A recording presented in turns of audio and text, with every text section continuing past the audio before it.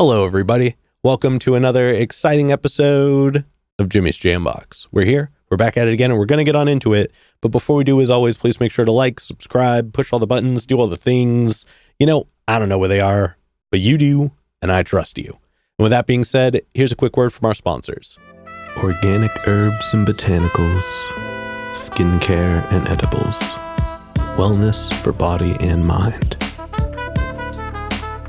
The Brothers Apothecary. Fine teas and remedies. Ronald Records. From indie gems to classic hits, discover the heart of local music. With live shows all the time, up close and personal, and regular releases on their in-house label. Ronald Records. Supporting the community, one track at a time. All right, thank y'all so much for watching. Again, shout out The Brothers Apothecary, Ronald Records, and Portland Water. Thanks for keeping us hydrated. And with that being said, let's go ahead and get on into it. Here is today's guest. Hey, I'm Shawn Brown. Hello. Thank you so much for joining us. No worries. Thanks for having me. Yeah, why don't you tell us a little bit about, who you are, where you're from, what you do. Give us that Tinder profile of your involvement with music. All right, well, it's a good way to put it, actually. Just short to the point. Know, right, yeah. Gets our attention. Yeah. Right. Easily capturable. And, my your characters are less. Oh, yeah, keep it just the greatest hits. I've been doing music a long time. Been writing songs since, at this point, the late 90s. Okay. Dated myself, but yeah, a long time. And then I've just had sort of a long relationship to the different facets of music. I was a signed major label artist who then transitioned into a writer, publishing houses in Nashville. Took a break for a while, and then more recently, just kind of picked the old guitar up again and started making records. Oh yeah, I dig that. Yeah, it was more of a sitting around during the pandemic, like, oh yeah, that guitar. Yeah. I wonder if I should give that thing a little strum and see what happens. That is the one good thing that came from COVID is people were like, I can be creative again. Yeah, and you're like, yep, yeah. It's hard to draw too much of a silver lining over that whole experience. And at the same time, I totally agree though that there was something about the time and the headspace to just make stuff. I'm just sitting here. Yeah, I mean, your only thing you could do was go outside. Oh, yeah, at most. Yeah, at most, as long as it wasn't around too many people. Yeah, if you're gonna go outside to do something, why not do something creative? Just make something. Yeah, make anything. Make stuff. Hell yeah. Yeah. But we don't need to talk too much about that time. Let's start at the beginning. What got you into music initially? Boy, way back. I grew up in Seattle. Okay. Boy, was it the right time. Yeah. Again, my age puts me sort of perfectly in that sort of late 80s, early 90s, being a little club kid running around, sneaking into to shows. I had a cool big brother who would sneak me into different shows. And so I kind of was it's almost like it was always there. And especially that time in that town and all that music was sort of hard to not be like, well, I'm going to start a band. That's awesome. I don't, and certainly, especially being young and sort of running around, seeing shows, it was way before anyone had heard of any of the bands or any of that, it was just, so it made it feel, especially at the time, made it feel like you could do it. You could pick up a guitar and there's only 30 people at the show, right?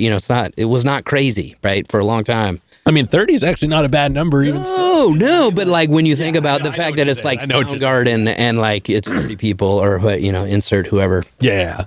Whoever. Yeah, just a small Metallica show. Yeah, totally, yeah. Yeah, so it was very, there was a very sort of do it yourself. You can do, everyone's sort of invited. When you went to those gigs too, it was, again, there was not big crowds and the crowds were largely made up of the other bands, which also was a good lesson in like, oh, you just like fun. It's like a community thing. Everybody's supportive. Yeah. So that made it even more attractive, I think, at the time to want to do it too. Yeah. Also, there was a cool band culture, especially in the West Coast. Yeah.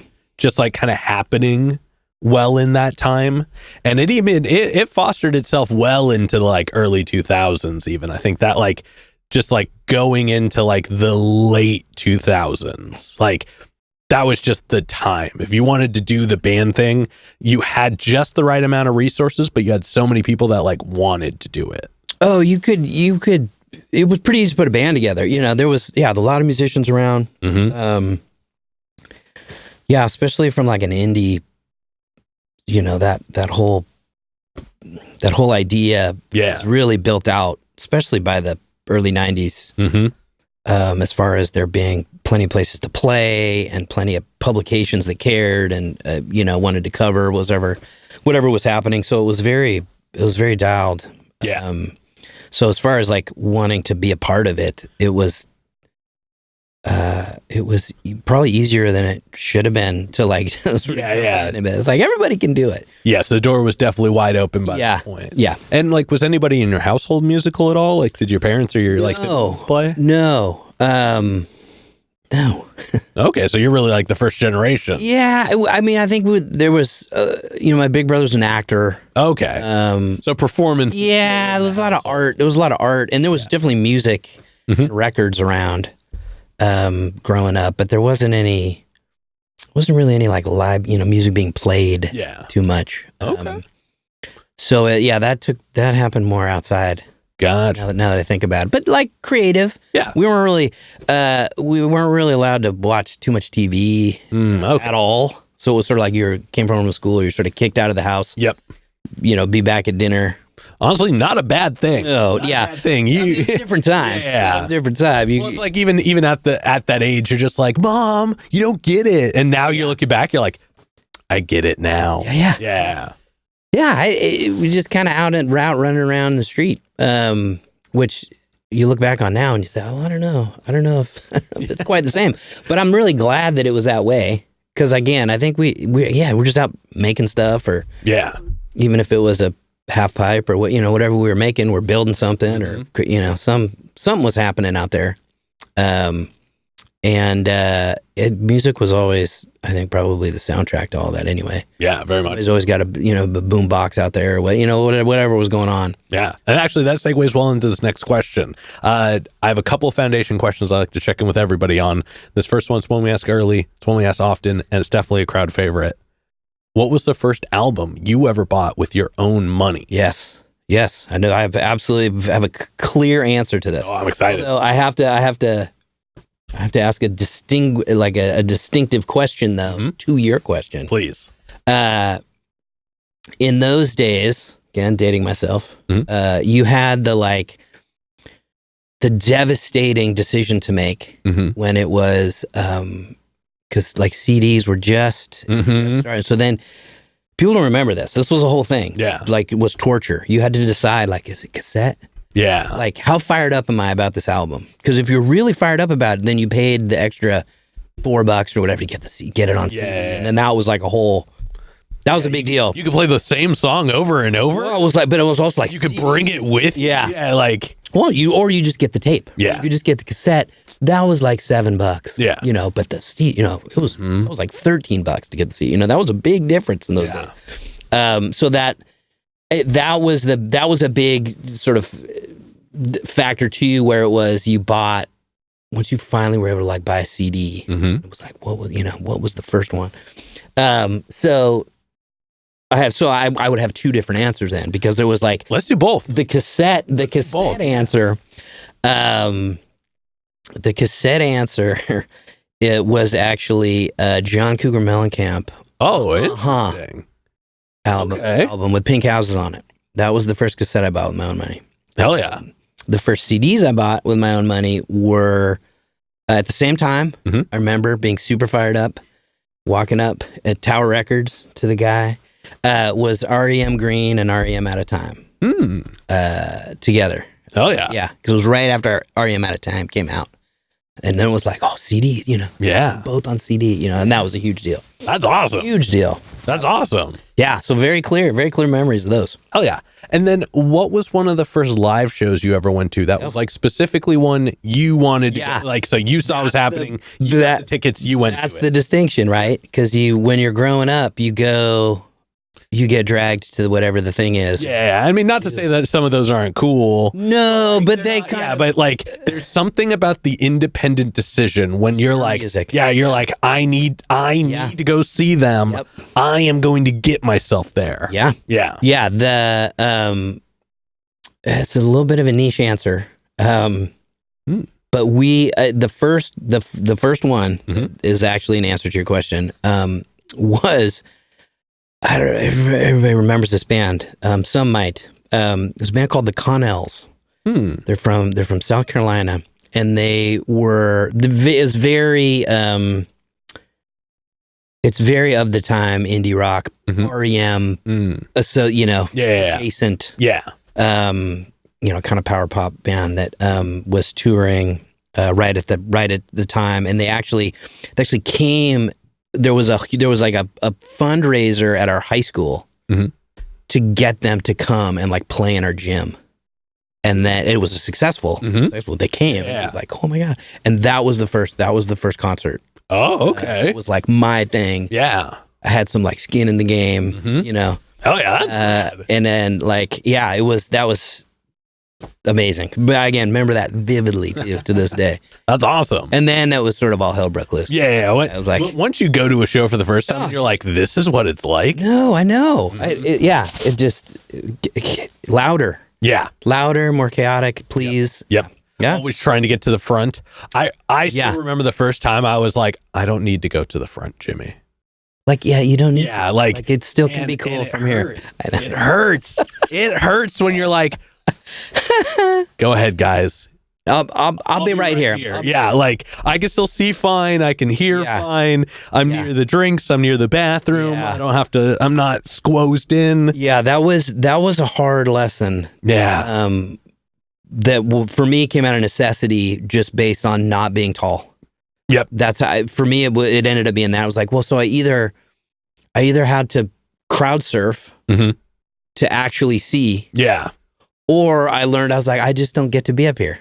Like, I got to be a little bit further back. And then you start putting those things together. We're like, but I'm actually closer to the bathroom. Yeah. You start so bad back buying it just so you could do it. It's just as loud. Yeah. Yeah, no, those were hard pills to swallow. Yeah. Well, thank you for sharing those moments. Before we officially get into the now, do you have a defining moment where you decided you wanted to take music more seriously? I don't know if there's one. I gradually started to play, just sort of over the years, and would try and not be the guy that sort of always had the guitar. Like, I don't, at the campfire, like that guy. Yeah, not the Wonderwall guy. I didn't want to be that guy, but it's what you want to be the second guy. You don't want to be the first. You want to be the guy that kind of swoops in. Yeah. After everybody's like, no, not Zach's got the guitar again or whatever, like that. And does Wonderwall, and then everybody kind of moves on with the evening. You want to be the guy. Pick up the guitar when it's there, but you don't want to have to have brought it with you to That's what I mean. Look, a guitar. Yeah, it's like 45 minutes later, you kind of just inadvertently pick it up and you're still having a conversation, but you're just kind of picking at it or whatever, and it sort of very organically turns into something. You introduce the room to the instrument. Yeah, it's a little bit more, but like very strategic and targeted as well. So I certainly, that was great feedback, I'm sure once I started to play out, that I just wanted to do more. I mean, I don't know if I remember exactly the very first shows or open mics or what, I know there was those, but I'm not sure if I definitively remember, but I know that I was really excited to get up in front of people and sing. And I was never the guy who played great. So it was never about like, oh, I figured out. Yeah, you weren't trying to be a virtuoso. No, and no, even like to this day. So it was more just singing. Yeah. And then sort of gauging the responses from singing. And then that felt, felt good. Yeah. Like, well, I guess I kind of see if I can get a little bit better at this. And so I was writing songs pretty early. Probably almost from the very beginning.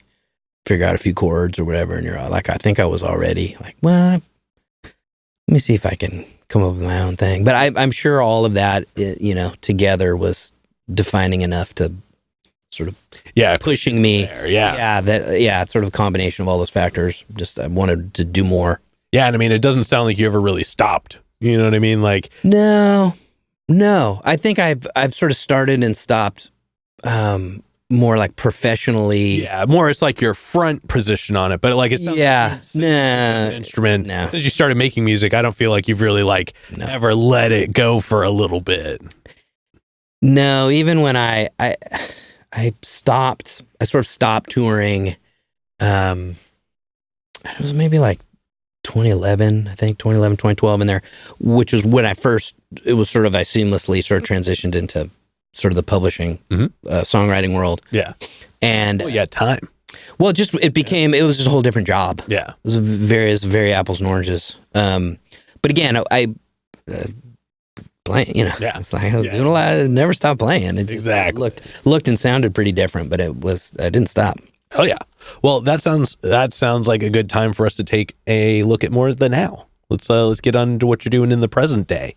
And we are going to get I'm sure this is a very easy question, but I ask everybody, I'm going to ask you, how did you pick your artist name? Oh, the one I was born with? Yeah. Yep. I had a feeling, but I've asked this question to somebody before who I was sure it was their name. Yeah. It was not. It wasn't. It was the most normal sounding name. Really? But it was a full, whoa, close. Whoa. To the regular name. All right. Yeah, it was wild. All right. Yeah. No, I regret it to this day that I didn't have the foresight when I first started to just call myself something cool and just go with that. Like whatever weird band sounding name. Yeah. Everyone does that, they're all like solo artists that call themselves the cool name. Yeah. And then it looks cool on a t-shirt and it it's like I just kick myself to this day that I could have just gone with something cool. Well, it's never too late to rebrand. Yeah, no, I guess I could. Let's see what. See, first you transitioned to Shawn Brown and the. Oh yeah, there was those days. Yeah, well, then once it's been that for a little bit, then you just drop the Shawn Brown part, and it's just the. You did that, okay? So I tried to do it. It's funny you say that.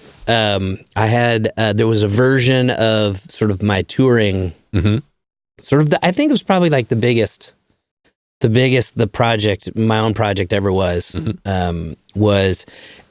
was sort of Shawn Brown and 9th Street was the name of it. And then I of course, same thing, was like, would anyone just notice if we just dropped my name? Yeah. Couldn't we just be 9th Street? And I'm pretty that's a good name too. I know. Well, dang. But I didn't really even care if it was, I just wasn't my name. Yeah. I was like, I just want to be like a band. Yeah. I don't care. And I'm pretty sure at the time that was shot down vigorously by the powers that be. It didn't make it out of the idea gate. But I remember being like, can we just try for like one touring cycle to just go 9th Street and see? I'm like, no, you can't. But I wish stuck with this name. Fair enough. Well, I mean, it's not a bad name. No, it could be way worse. Remember, yeah. Just quick syllables. It's not something you have to learn to respond to. No. I've definitely met some people with some real abstract ones, and they're just like, the people still call me by my regular name, and I was like, well, why do you have the performance name then? But each I know, same thing. Yeah. But I'm sure it makes legal paperwork easier. no stage names to be batting around. Yeah, you're not going to get that check written to the wrong whatever your music name is, Right. and it's like You're right. you can't write a check to Balthazar. We're gonna need. I'm gonna need you to redo that with a. We need that one back. Sorry. Yeah, that's a good point. Yeah. Good point. Yeah, Efficient. but still, one day, I mean, you could always just start a band.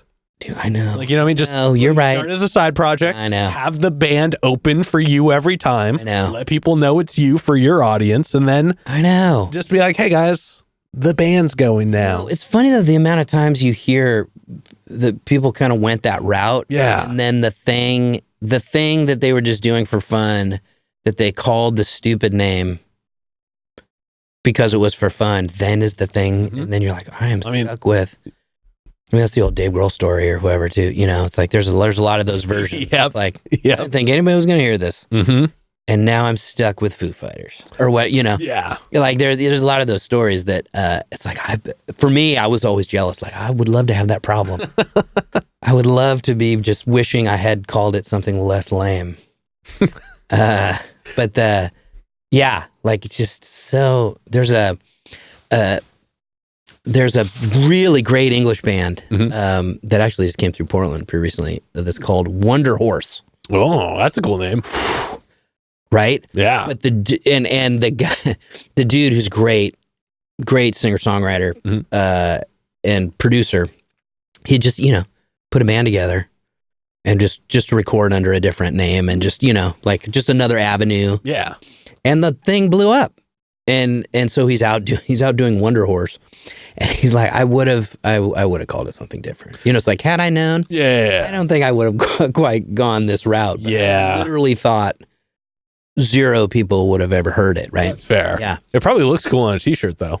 Oh, it looks good. I mean, yeah, Wonder Horse is good words together. It could be worse. Yeah. Could be worse. Hilarious though, the amount of regret though. Yeah. It's like I regret it so much. Yeah, and it's definitely not something you can just change overnight. So no, there's something to go for sure. Hard enough to get a little traction. You're gonna have to. You're stuck with it. But as much as I want to stay on this, and we're gonna come with something on the back end. Now I want to move on to your writing process. Yeah. And we're gonna break it up into chunks, but we're gonna start right at the beginning. So when you get inspired, you're ready to make music. How do you go about getting a track started? What does the beginning look like? Yeah, great question. I'm pretty much always making notes, sort of lyric ideas, always, constantly. Whether I'm writing them and sticking them in my pocket, or I'm getting better at pulling out the phone and doing it. But that's overrated. I know I'm a pen and paper guy. Yeah, I like to just Yeah. The problem with that is my handwriting is pretty terrible, so I probably lost out on some. Yeah. You look back, what was I on about? You don't really recognize like the ink set. Oh yeah, it's smeared. Yep. Stuffed it in your pocket. It's on. Yeah. The amount of napkins, like bar napkins, that. Yeah. Sure, there was some good ideas that. No idea. So I'm kind of always doing that, and then totally separate. Whatever kind of melody ideas that come out of just sort of picking the guitar up, very separate. And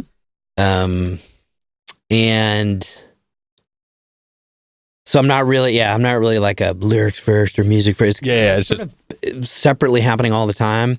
And then at some point, something on either side is I'm sort of compelled to want to chase down a little bit. So maybe it's a melody, or maybe it's a word here, or a chorus idea, or something that just is like, oh, that's sticking out to me. I'm going to grab that one and take it for a spin and see what happens. And then, so then I'll kind of take, like, what do I have over here what do I have on the music side? Yeah. What have I kind of compiled?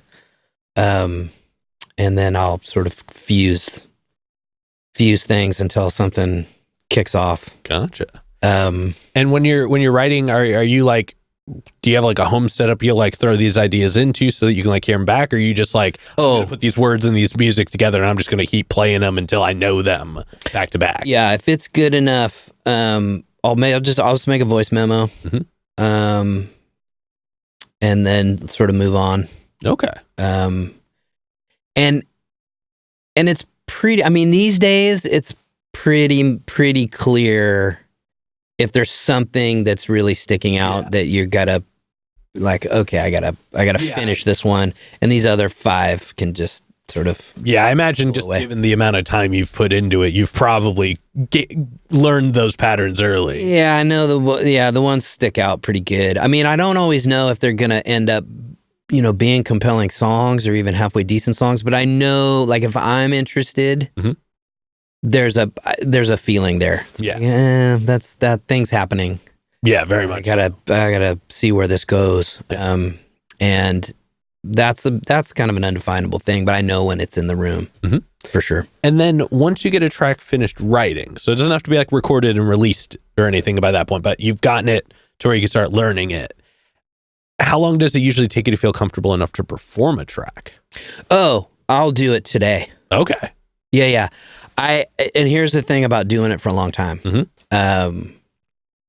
I think it's just my own bias. It doesn't have to be anybody else's. I think part of the process, hopefully, sort of making an assumption that it's just an art thing. But I think the faster that you can drop the self-consciousness side of it, the better. It's like the faster you're not worried about playing it right or singing it great or if the words suck, or like just. It's like making stuff. It's like you just keep making stuff. Gotcha. So I'll write something today and play it. Okay. Or take it to the band and say, I don't know, can we map this out and see? We'll play it next week, or will it I don't have a lot of that. Like, so you're more trying to push it out the door as soon as possible. I want to see why, because then you want to see if it works up. For people. And that's also the fun. I think for me, again, you do it long enough, you're sort of the only reason to do it after a certain point, I think, is if you've sort of identified the things about it that you love the most, right? The rewarding part of doing it for me is the opportunity to just get as collaborative as possible with people as fast as possible. So it's like, I don't want to sit and torture myself in a room over and over and over. I want it to be like a decent enough form to be able to take it, whether it's time to make a record and I'm sort of doing it through the sort of lens of the studio and production, or whether it's sort of a live thing and I'm sort of lensing it through taking it to the band and just seeing if it works. I want to do that as fast as possible. Oh yeah, I dig that. I don't want to. I want to sit on it. I mean, I used to sit around and torture myself about every little word and every little. And I think for some people that I'm sure works brilliantly. Yeah, like they're hunting for something. I'm sure. Yeah. For me, it just made me miserable. And so, just for me personally, that doesn't work.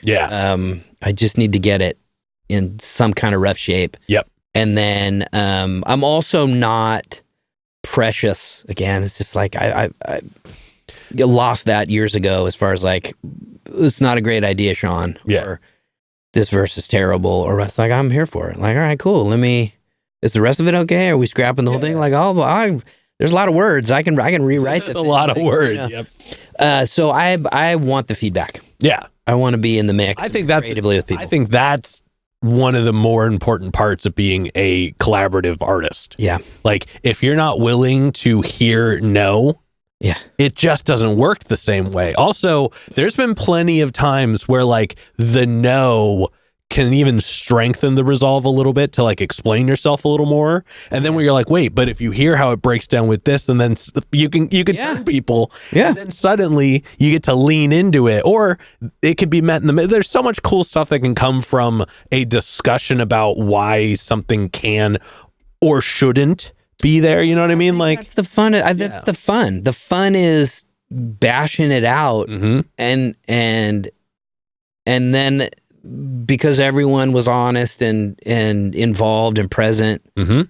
like something really super cool happened that wasn't in anybody's head. I mean, it just was a result of being in the room, just trying to figure it out. Yeah. Well, that, and I think the understanding of respect in a room when you're with other musicians is not always at the forefront of every musician's mind. Like, obviously, if you're in the room, you're already trusted to do a good job. That's good. Like, you're gonna be able to perform at least the expected amount that you've always performed at, that they know you for. Right. So when it's a discussion where it's like, hey, I don't have a problem with how you play in general, that's not it. There's something else that would make this moment more impactful. Yep. Yeah. Yeah. And that's record making. Yeah. And that really is when it's the most fun. And I think the results, certainly in my view, that have ever been the most proud of. Yeah. Exclusively in moments like that. Oh yeah. The fastest I've ever written music was with people who were always just like, what's the idea? Yeah. Like they looked at the person who it started with, and then they were like, do you want something, or do you want me to come up with something? And then it's just A or B, and then from there. Yeah. And if you go with the second one and you're like, you make something, then you trust that whatever they make is what goes there. Yeah. Yeah. Yeah. It's only fun now. I mean, for me, it was a really hard fought process over many decades now. Well, there's such a strong narrative that music has to have this like visceral importance of everything through the whole process. Oh yeah. That like, yes, you should be having fun, but the fun should be the outcome, not the progress. I think it's how you measure it in your own experience, right? Because I think if you're an artist of any kind, you're doing it probably out of need, some sort of internal need to like connect with people, and this is my way, or this is my, this is my like the menu of things that I've sort of gravitated to like do my sharing, do my communicating, and I think the art, the like making stuff is, I mean, for anyone that's doing it, the making of it is the longest part of your life. I think about this a lot. Yeah. Like we were just talking a few minutes ago, like the genesis of like where the idea comes from and how you capture it and kind of how you chase it down. And then you're like, all right, I'm going to share it with someone, that I really trust, or I'm going to bring it into this recording process, whatever it is. And it grows into this other thing. It's like, that's like the part of your life that you're living the longest. Yeah. When you finish it and it's mixed and mastered and scheduled for release or whatever, it's like done. Yeah. And then it comes out and you're like, well, then technically it's out of your life. No, it's literally gone. Yeah. Like now you're just playing the song. Yeah, you have a different relationship. Yeah, now it's just repeating it. Yeah. So for me, I think again, through lots of trial and error and torturing myself probably far more than I wish I had over the years, I think that for me anyway is a far more healthy relationship to the whole process, which is like, being far more aware of the amount of time that's just being spent in creating something. And like realizing that like this is like 90% of it is like this whole process. Yeah. And if I'm too torture-y about like trying to get the best possible end result, or I'm too forward thinking about getting it done, or there's a deadline, or there's something out there that's sort of taking me out of just enjoying the fact that like I'm hanging out in the studio with like 4 musicians that I really love, and it's not always fun, but it's the reward is like being connected in that time with those people and that thing. Yeah, the setting creates a desirability, but also it's like, even though there might be moments in the middle that aren't fun, it's done with the understanding that like you know what you're working for, what you're working towards. Yeah. Like I remember when, and I try not to talk about me too much. Go for it. But I remember the moment I realized I wanted to do this forever. Like very specifically, it was somewhere in the early 200s. Yeah. I was editing every episode to come out the next day at the time. It was audio only, but every night I would go home, I would take my notes, I would say what I said about the songs, and then I would edit it, I would put it out. And I was doing it, and it something wasn't landing. Like I couldn't get these takes done, and then I still had to edit the part with a person, and like it was like 2 a.m. on like a Wednesday night going into Thursday. So I had to be at work in like 4.5 hours. And I remember looking at the computer and like just thinking to myself and like looking at my notes, and just in my head I was like, I should hate this. Like 100% every aspect of this is something that I should just have ultimate disdain towards. But I feel none of that. The only thought in my head is, I got to get this done so the episode can come out tomorrow. Right. That's it. And I didn't feel bothered in any way. My heart was like, this is what you need to be doing right now. Everything else will figure itself out. Yeah, that's the thing. Yeah. Yeah, it's a hard one. Too, I mean, songwriters, you hear songwriters talking about, you know, their process all the time, and the amount of sort of torture.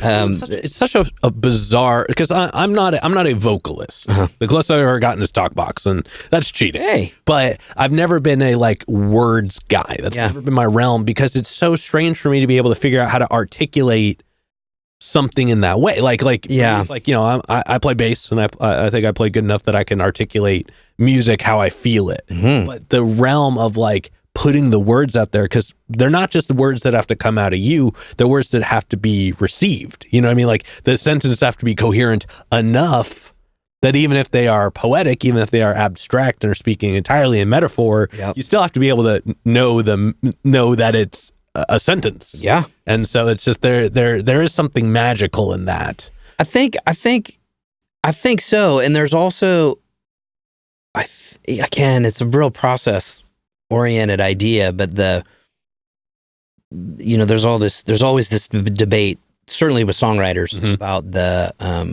how often you write, and do you have like a diligent practice, and like is it like a 9 to 5 thing, like what, you know? And then some people are like, yes, I section off this part of my day every day, and I sit down and see what comes out. Yeah. Other people like, I never do that. No, it's like only when the iron strikes. I'm either feeling it or I'm not. And again, if there was a perfect way to do it, everyone would just do it that way. Yeah. It's interesting though, the amount of like chance that really is involved, because you can't, like, even the songwriters that write really diligently and do the thing, they'll all tell you that most of the great songs they've ever been a part of or written didn't come out of that practice. It came in another way. Yep. And then they'll say that though it's sort of like working out at the gym or whatever. It's like, well, if you're sort of priming the pump, then you sort of keep the levers open, keep yourself sort of tuned to the universe to like receive an idea. And that's what they'll say about the like diligent practice model. Like it just keeps me oriented. Yeah. It's like, so that when the moment is there, you can capture. I'm in the practice. I'm in the rhythm of being able to grab it out of the sky. Exactly. And then the other people will just be like, no, I was just sitting there and it just hit me out of the thing. Yeah. They're like, oh no, my guitar's just always with me. Really organic. That one guy just grew up to actually be successful. Yeah. Well, it's just funny where the really good songs are, for me, I think it doesn't matter where you fall in that really big spectrum. I think they show up, and they, hopefully you through whatever means you're able to grab a hold of the thing. Well, I mean, and this isn't a show story, so it doesn't count. But when I was younger, I was very fortunate enough during like the prime of my playing. My dad gave me a corner of his warehouse. Oh, cool. And gave me the keys. It was in this big business district. So like there were like the backyard behind us was a Best Buy. Like there were no neighbors. There was nobody complaining. Next door was a daytime studio even. So nobody cared. And so me and my roommate and another one of my really good friends, we would go down every week. So Monday night was my Friday. Oh, got it. Every Monday night we would go down and we would play. Yeah. And there was only one rule. Okay. You couldn't record anything. Yeah. And at first they were like, well, what are you talking about? What do we have the best ideas? But what happened was, over time, in the beginning, we'd play for like an hour and a half, 2 hours. You know, it would take us like 20 minutes to get into the swing, because I left a drum set guitar amp, a bass amp, a bass and a guitar there. So like you didn't even have to bring anything if you didn't want to. It was just there. And so in the beginning, like I said, we would play for a little bit. It took us a while to get into it, and then we'd be done. By the time we were done doing that, because I moved, we were playing for like 4 to 5 hours at a time. Our warm-ups were maybe 5 minutes. We were constantly switching instruments.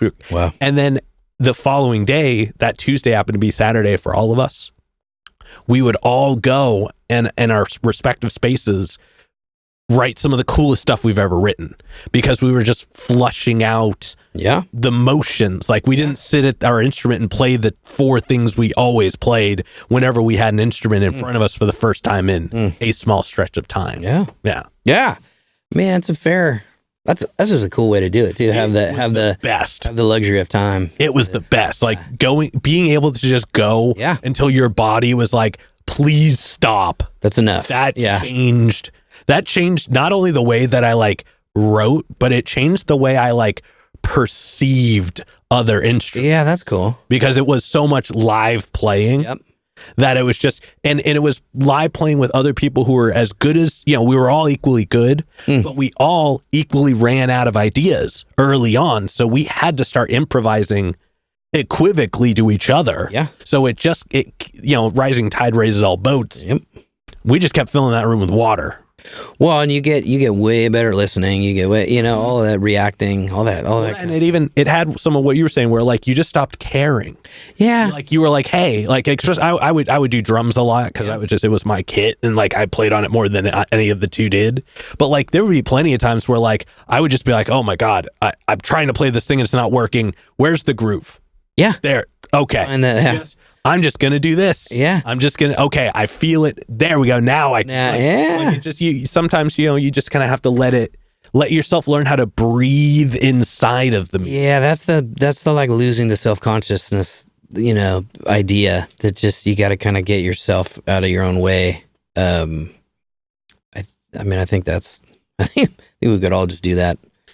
More anyway, no matter what we're talking about. But that's a little more meta than just but I do think in certainly in music, that's the move. Is how can you remove your own inner critic and your own sort of running concern. Well, how do I look? How do I sound? Time. I think that's all you do. Yeah, you just have to done it long enough that you stop. Yeah, or you just learn. You learn that it's not, it just isn't helpful. And the good news is if you get the feedback that supports that theory often enough, then it's easier to sort of check yourself on. I'm doing that thing. I'm being far too. I'm doing it again, guys. Thing, you guys. Let me just get present again and let's see what happens. Yeah. It's so weird though. One of the things that actually taught me most of this, again, just my own experience, was writing, sort of being a songwriter, like a proper songwriter, in the publishing houses in Nashville, because in that environment, you essentially have like a daily schedule. You're like publisher writes out, and you have these like time blocks, just like in 9 to 5, and you have this 2-hour block. You're writing with this person, this one, and not only. It's a little bit less like this now, but in my day, it was very targeted where you would have that. We'd be sitting down, probably meeting for the first time. And we would be given essentially a snapshot of the song. It would be a mid-paced, a breezy summer song that involves a truck and Friday night football game. You'd be given the and go. Yeah. And so you literally were given like a rough script. Yeah, it was like a reverse Mad Lib. Totally. Yeah. And you're like, okay. And so then all the songwriters in that pool all be given the same prompt. And then the best song, that's how songs go into like the kitty, or whatever artist is sort of soliciting the songs. Yeah. And oftentimes the prompt may have come from them or their management or whatever, but and then that's then there's like the top 5 mid-paced breezy summer jams about a truck and Yep. and then there's like the top 5 of them, and then the artist picks the one or maybe 2, and then those are the ones that get cut and or then potentially have a spot on a record. Yeah. But doing that, like writing, like being a creative person and having to do it to a formula, it was a fascinating experience. Yeah. Fascinating. I would never want to do it again.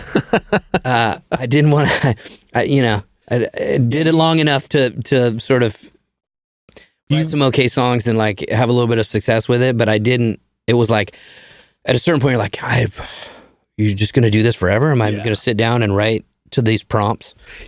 What does that look like in 10 years? Yeah, exactly. But the great songwriters, the really successful songwriters, in that world are so good at that skill. Highly creative skill to be able to like take puzzle pieces that aren't yours, but like and make something really cool and memorable, and like that's how you write hits, right? It's like, and they're endlessly talented people that are super good at that. Yeah. That idea, it's fascinating way to like learn a lot of lessons about making art. Yeah, very much so. Getting in that conveyor belt. Yeah. Well, we've tangented away from the general format here a little bit, but we're segues well here. So we're going to actually talk about some of your music now. All right. So I jumped on ye old Spotify, and you have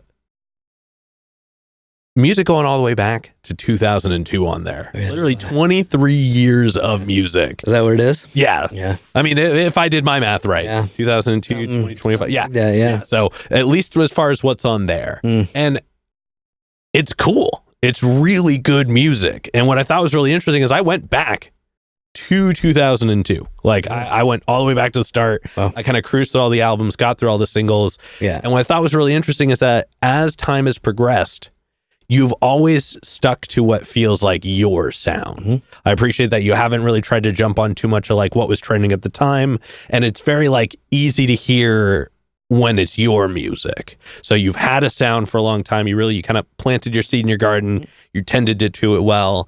And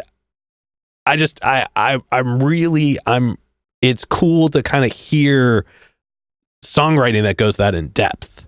And I thought what was really interesting was your most recent project, Into the Furious Light, which just came out towards the end of last year. It's only 3 songs. So it's an EP proper. It's 15 minutes of music. So you found a way to fit, what some people would deem a small album worth of music into an EP proper. But what's crazy is that even though, again, it's only 3 tracks, the arrangement of the 3 is incredible. The first track just hits you so hard. Like Hold Fast is just this big, powerful, like voluminous track.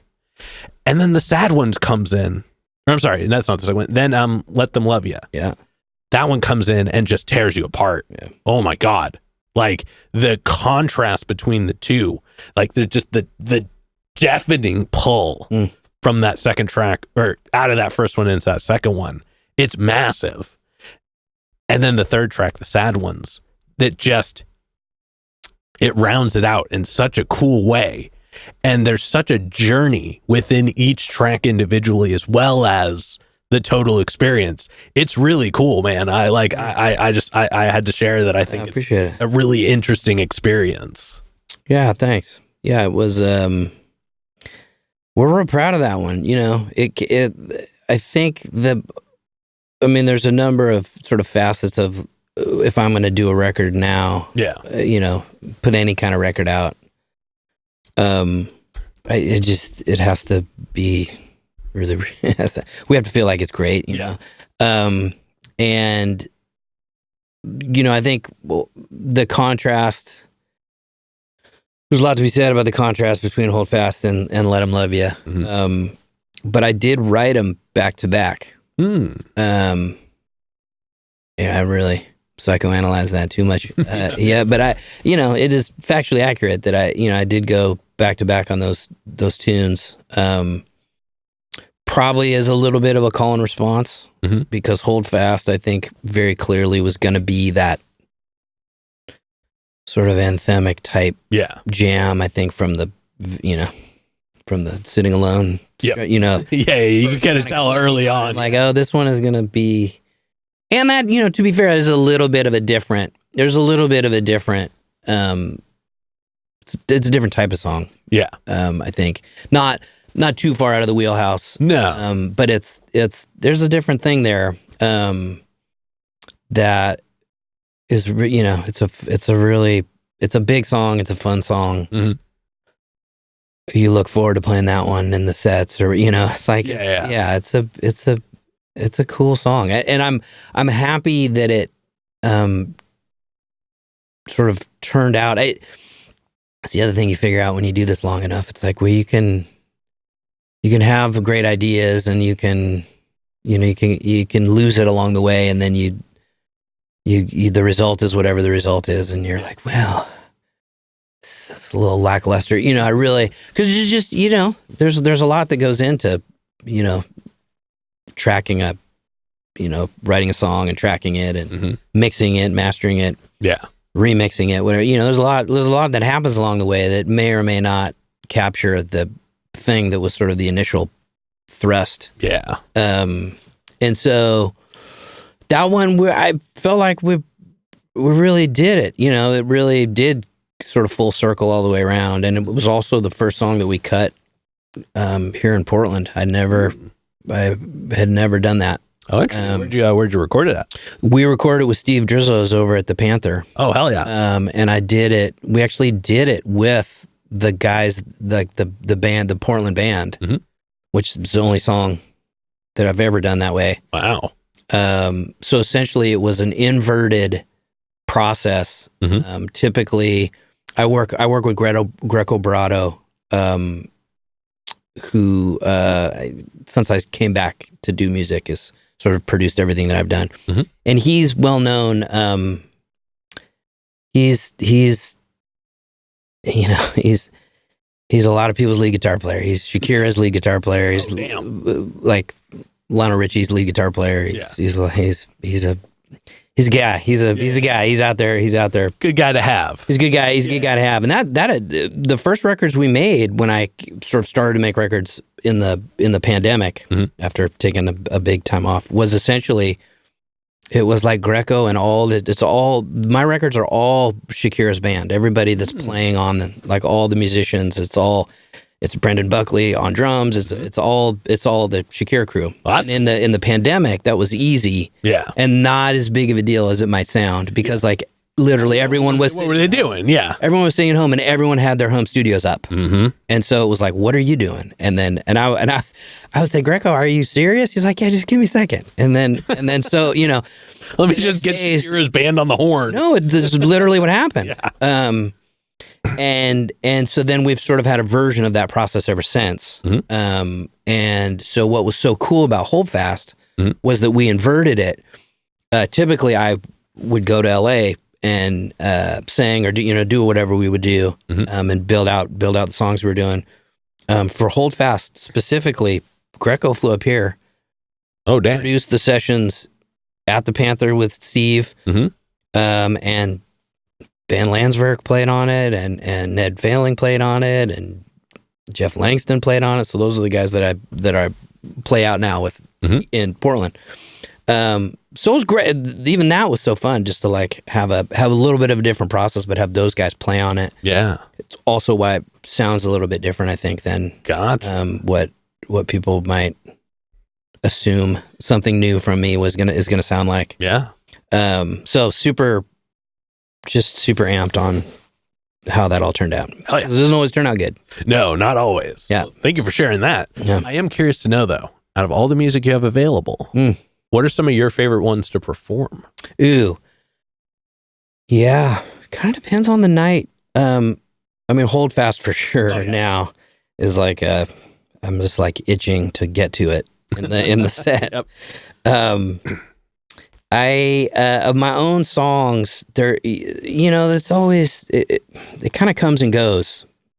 But I think I have a song called "Find Another Way," which is on the sort of the EP before this newest one. That is was sort of meant to be a real traditional kind of country Americana ballad, but it's me, so it's not going to be that. It's going to be a little bit of a different thing. And I really love to sing that song. That's one that I always look forward to. Like, I kind of got to get a little. It's one of the only songs that will come up in a show where I'll sort of look down and you know the lights go down and you're like in between songs, you're like, well, okay, what's the next? And I'll be like I gotta take a drink here, you know, gotta refocus because it's hard. Yeah, it's a challenging song to sing and really emotional kind of ballady song. So I love singing that one for sure. Oh yeah, Is it cool that you still have challenging songs? Like, is that a nice thing to be like, ooh, time to put in some work again? Yeah. Yeah, now that you say that. Yeah. I think so. I mean, these days I sort of ebb and flow with how much I'm actually playing. Yeah. So when I'm in a cycle where I'm doing a lot of playing, I think that what's hard or tricky probably changes. Yeah. And you very rarely is it the singing. Usually it's the playing. It's usually something that if I'm not playing as often, I'm like, oh yeah, I gotta really think about it. I gotcha. I really think about how this one goes. Am I doing it right? I can't quite remember. But it's nice to have to be on your toes. Oh yeah, I dig that. Now I want to take a moment. I want to zoom out. I want to look kind of more music as a whole. What are you listening to right now? Oh wow, take it in just as a listener. So much, yeah. Insatiable. Oh yeah. Listener. Mm-hmm. Yeah. I don't know. The things that I've always loved, I still just listen to endlessly. Mm-hmm. So it's gonna be all the old punk rock stuff. It's gonna be lots of replacements, lots of Husker Du, lots of all the Seattle guys. So lots of that. I think, I sort of try and keep tabs on the things that are interesting, that are new, the artists that are new. I struggle if there's not live instruments involved. That's fair. Although I really, I've been trying more recently to start trying to turn that corner because I think there's just so much great art being made. Very much. All kinds of, all kinds of different supports and electronics and everything. But yeah, the lines have blurred a little bit too now. I appreciate that. Like, we're kind of getting to this point where both are allowed to be in the same room. Oh yeah. Yeah. Oh yeah, for sure. I mean, there's a lot of artists that do that are, fuse all that stuff seamlessly, really beautifully well. Yeah. God, there's so much. I'll listen to as much of the sort of current indie rock stuff as I possibly can. Mm-hmm. So it's, again, Bon Iver's got a record out, or McGee's got a record out, or, whoever's got a record, I that especially that plays great. I want to hear what hear what the production sounds like, hear what the, and then, anybody that I have been following for a long time, I'll just be beating the record store door down to get in there and get my copy of whatever new record is, whoever's got a new record. But I don't know that.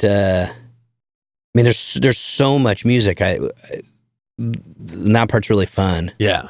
As far as like trying to keep track of as much of it as possible and try and be sort of inspired and fired up by as much of it.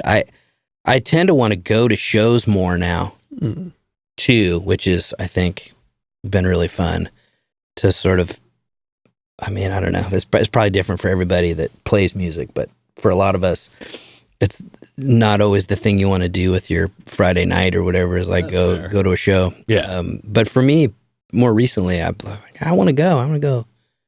see something really loud or what, Sometimes it can kind of ebb and flow for that as well. Sometimes you're like, ooh, it's been a little while since I've been in that room. Good point. Yeah. I need that energy. I need that dose. Let me get in this space. But then if you do like 3 or 4 in like a month and a half, you're like, okay, I'm good for a bit. Yeah. Maybe I can skip, Yeah. Yeah. Yeah. That's a good point. And then before we move into this next portion, this next question is probably the densest question in the interview. But we've talked about, your experience with music, the actions, the reactions. But when it's just you and music, one-on-one, what does music give back to you? Yeah, it's a great question. And you're right. It's not an easy answer. No. But I think, again, through all these years, it's really a conversation and a reflection that without it, I don't really have another way to like mimic that exchange. Yeah. Because it is a thing that's like in the room with you. Mm-hmm. You're alone, sitting there. Oh, don't I know it? And it accompanies you. Mm-hmm. And there's something about the space that music takes up for me that is there's just not something else that could replicate it. Mm-hmm. That and sometimes it sort of feels like a mirror, but I don't know that that's really it. There's just something in the present of playing and singing, and maybe it's hashing out an idea or some something really hard, something that you're trying to put some words to that feel accurate. And my song "Let 'Em Love You" would be one like that. That it's just, man, that's there's some things I want to say here, mm-hmm. and I want to say them. I'm saying them to myself first. Yeah. Which that's the thing that I don't know. For me, I've never found something that can kind of replicate that. Yeah. Even if no one ever heard whatever the song was, that you're sort of granting in that moment, where you're just having that exchange, mm-hmm. that thing that's in the room with you. That, it's I'm sure for a painter, it's probably similar in that medium as whatever that thing is, that undefinable sort of exchange, that feeling. I don't know what I certainly know I need it. I don't know. Yeah. At this point, I'm pretty stuck with it. I don't know what, I don't know. There could be anything else that could come even close, but it's, there's nothing like those moments, those just kind of quiet moments in the, just you and the, whatever the thing is that's happening. It's a good question. Yeah. Well, hey man, I got to tell you, I ask everybody that question. So, this is not like I'm like, got you with it. But one thing that I really appreciate about not just the answer to the question, but like the way it connects to pretty much every answer you've had for this whole interview so far is your ability to be present with music, but also like how present music is for you. Yeah. It like the way you talk about music, it always feels like it's within arm's reach. And that I think is something that, not everybody has for sure, but it's really special to have the relationship in the way that you seem to. Yeah. Yeah, that's a really cool way to put it. I appreciate you kind of naming that back to me. I guess, we were talking about it a little while ago. I just think the moments that you're sort of spending in the headspace, mm-hmm. Regardless of the outcome, is like that's like your life being lived, and that's the thing that I just don't think we probably do enough of. I mean, we got our phones. Yeah, exactly. We're getting interrupted. We're getting cued out of a thing, which I get, and I certainly am that guy that is distracted or whatever. It's unavoidable. Yeah, in certain respects. Yeah, but there's room. I just think I think it takes a diligent. Mm-hmm. I mean, that's probably the thing now, which it actually takes a dedicated, diligent intention. Yeah, is to be less interrupted or to try and be more present.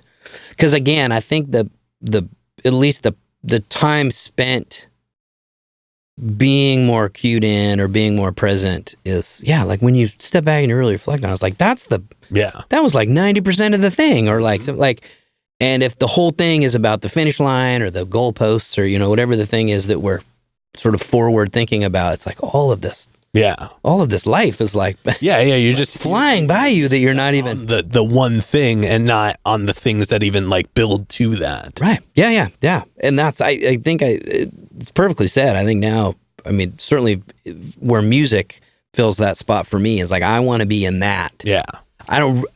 The outcomes are cool. And I've certainly had these sort of significant ebbs and flows over all these years of different, kind of moments. Yeah.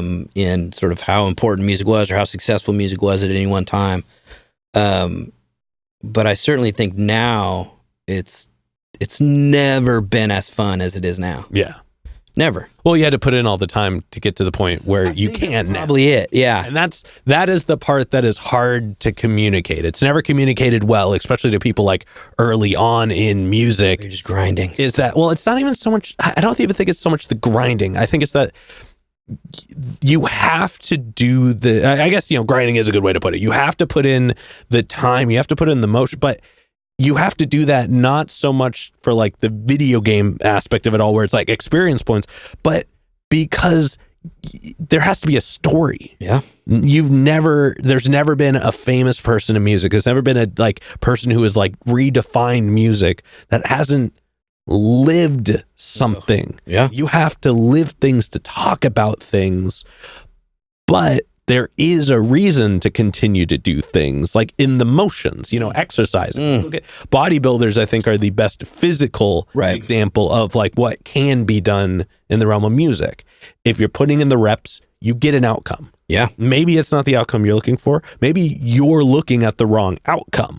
Well, that's the thing, is how you measure it, right? Like what are you defining as success or the outcome or sort of the finish? But you can change that. You can always adjust that. And that is where the power in making music comes in. Once you learn that your view is not linear, once you learn that there is a whole wide range of things that are possible, and you can just not do something. You can be like, I want to attempt this for a while. It could work and you could love doing it, and then you could not love doing it one day. You could move to something else. Yep. Or you could just hate it. Be like, man, I hate this. Stop doing it. Yeah. Go to something else. Or find something that you weren't sure about and then do it and love it. And there's so many realms of things for that in music that it's like you can, as long as you take the time to go in a direction, music picks you up eventually. It's an ever flowing current. Yeah, 100% agree. Yeah. But I appreciate you kind of digging in with me on that one. Now we're going to go ahead and we're going to move on to some hypothetical questions. Right. Yeah, and for these, sky's the limits. The questions are all made up, so the answers are allowed to be as well. But this first one is pretty straightforward. If you could work with any one person, the only requirement is they have to be alive. Ooh, okay. Who would you want to work with, and how would you want to work with them? So many ideas. So torn. Now, obviously, if you pick one person, that doesn't mean everybody else in the world is off the table. I know. Yeah. Who pops into the mind? Yeah, I had like multiple people. Yeah, it's sort of like my head immediately goes to like, what would it be like to like sit in a room with a couple guitars with Jason Isbell, and like what would that be like with like a songwriter that's that caliber? Like what is just to like be in the mix, and on the inside of like a great a truly great artist in that way. I would. Probably him. Hell yeah. I'd love to make a record with Andrew Watt, though. I tell you that. And that guy, as far as like production goes, love to spend some time in that guy's studio. But God, so many. Yeah, man, I would love to learn.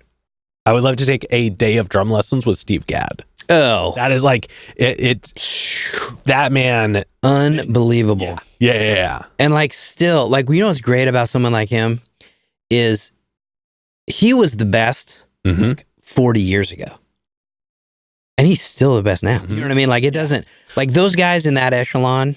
Well, his evolution into drums, like how he went from like playing to like big old kit going crazy everywhere else. Yeah. And the realization that that's not it. Going down to a 4-piece, maybe in less. I think he does like a 3-piece with like ride crash hi-hat. Like he plays the most deconstructed kit you possibly can.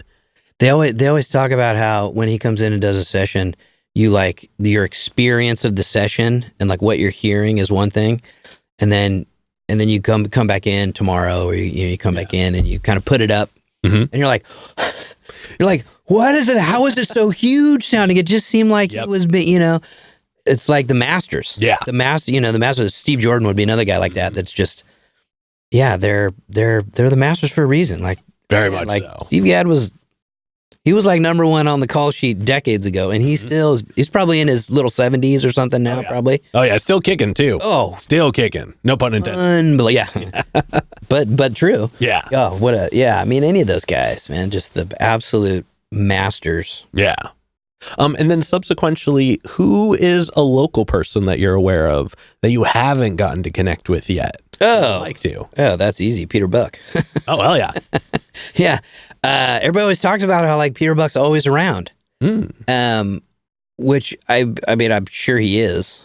But yeah, it's funny when I'll be like, and so-and-so's like, he was just, he jumped up at Laurelhurst or whatever yesterday. It's like, I'm always like one. Oh yeah. One day I'm like, is he actually live here or does he not, you guys? Like, come on. It's like, is he?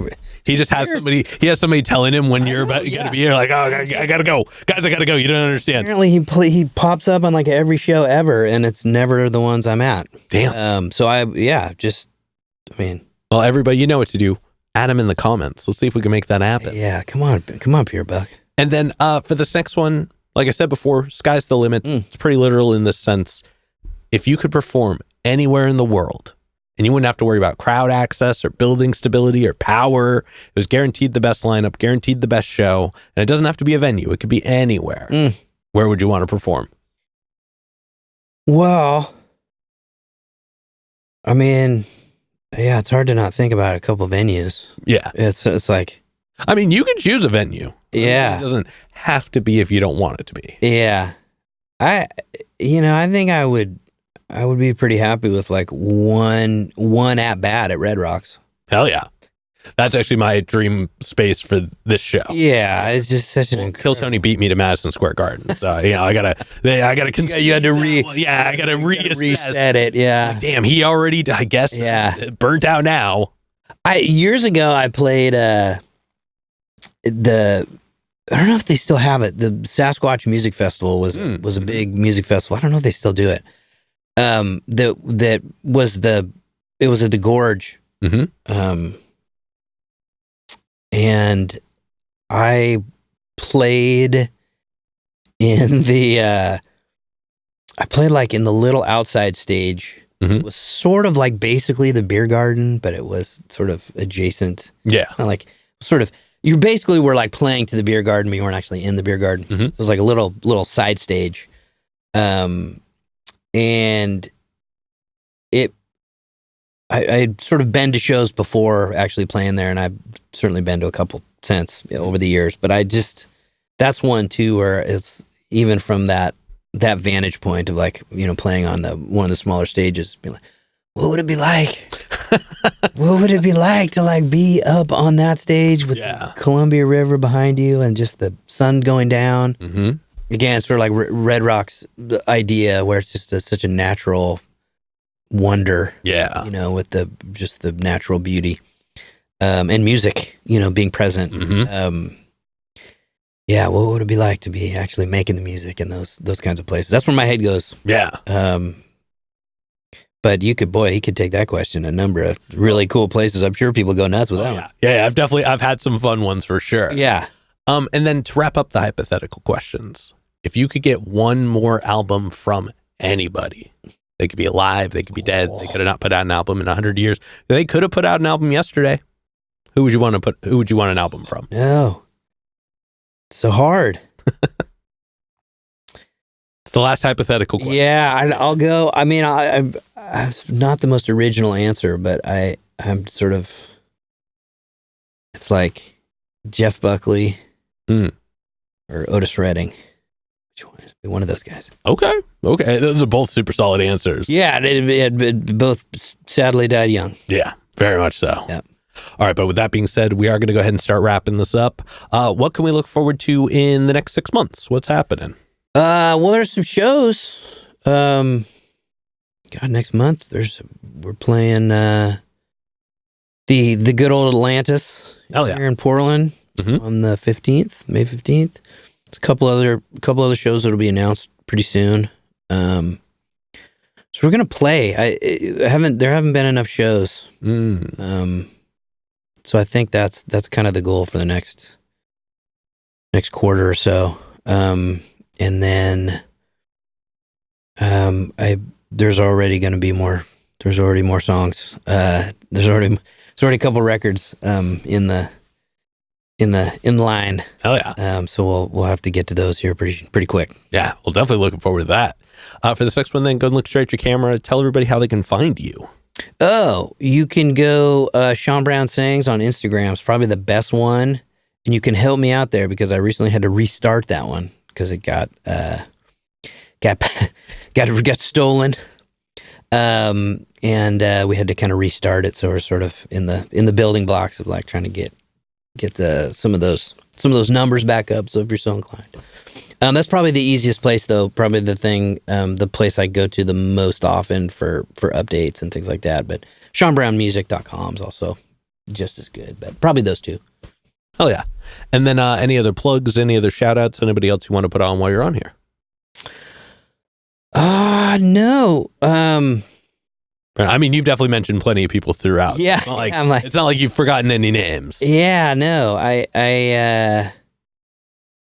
No, I think it's pretty well covered. All right. Well, then that being said, I've got one last question to go. But before we do, I'm going to steal the camera for just a second.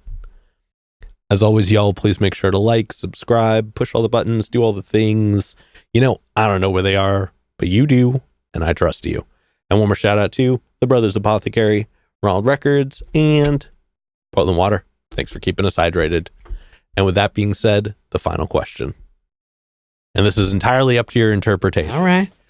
But in all of music, what is an album you feel is more on the obscure side? So it's a bit of a deep cut. Okay. It's one not a lot of people would know. Okay. But it's one you think everybody should know. Oy. All right. I got an answer for this one. Okay. Hell yeah. I'm excited. There is an album by a band called Brad. Yes. Okay. Brad. And the album's called Shame. Brad was a Seattle band. There's a side project of a gentleman by the name of Stone Gossard, who is, as many of you will recognize, the longtime Pearl Jam guitar player. Had an amazing band called Brad. They actually still do it, but Sean Smith was the lead singer. Is one of my absolute heroes. And they made this record, just wild record in like 1992, because Stone had that big epic money.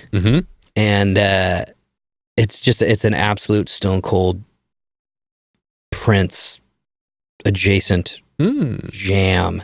It's such an amazing record. I'm always putting that one in people's hands. Yeah. Just check it out. Just listen to like 2 songs, you'd be sold. It's such an incredible record. So Brad, Shame. Oh yeah. That's a super solid rack. Yeah, there you go. Awesome. Thank you so much. Certainly obscure. Yeah, you nailed it. All right, but with that being said, we're going to go ahead and wrap this up. Thank you so much for joining us today. Thank you. Yeah, thanks very much for having me in. Yeah. And this has been another exciting episode of Jimmy's Jambox. I'm Jimmy. Shawn Brown. And we're signing off. Later, y'all.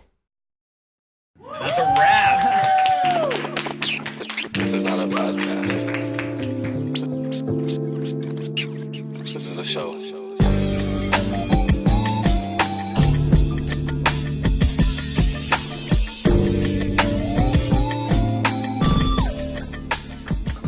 Keep jamming.